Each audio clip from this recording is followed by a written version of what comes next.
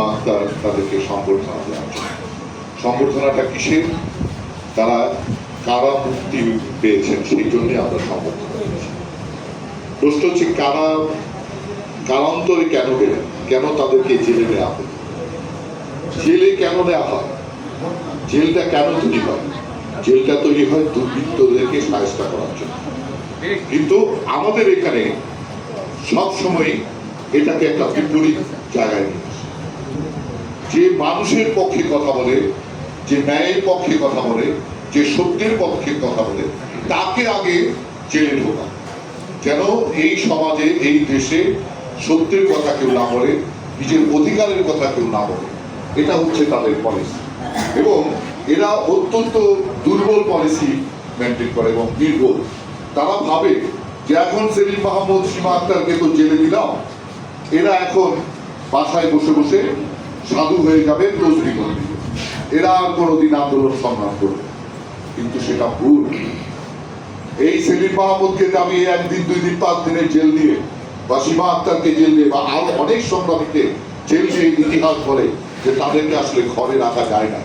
তারা আরো দ্রুত গতিতে শক্তিমান হয়েছেন, মানুষকে সংগঠিত করেছেন এবং তার অর্জন তারা ছিনিয়ে রেখেছেন।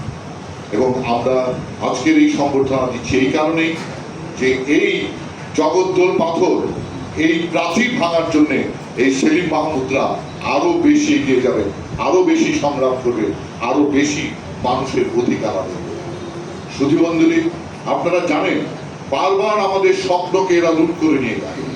আমরা 71-এ স্বপ্ন দেখেছিলাম যে পাকিস্তানের শোষণের বিরুদ্ধে এখন আমাদের দেশ হবে, আমার দেশে আমি স্বাধীনভাবে চলব, সেই স্বপ্ন লুট হয়ে গেছে।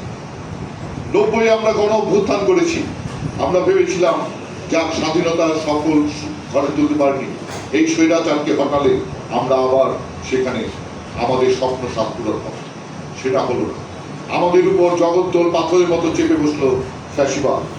আমরা জুলাই আন্দোলন করে সেটাকেও আমরা অপসারণ করলাম, তাকে দেশ ছাড়া করলাম, কিন্তু আমাদের সেই স্বপ্ন পূরণ হয়নি।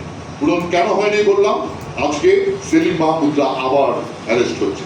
কিন্তু দেখেন, যারা দুর্বৃত্ত, যারা এই সরকারের লক্ষ লক্ষ কোটি টাকা লুটপাট করেছে, মানুষের টাকা লুটপাট করেছে, তারা বিদেশে বসে আরাম আয়েশে দিন কাটাচ্ছে।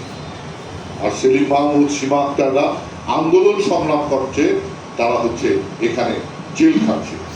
এই হচ্ছে বৈপরীত্য, এবং এই বিপরীত সারা জীবন চলবে, জিন্দগি ভর চলবে।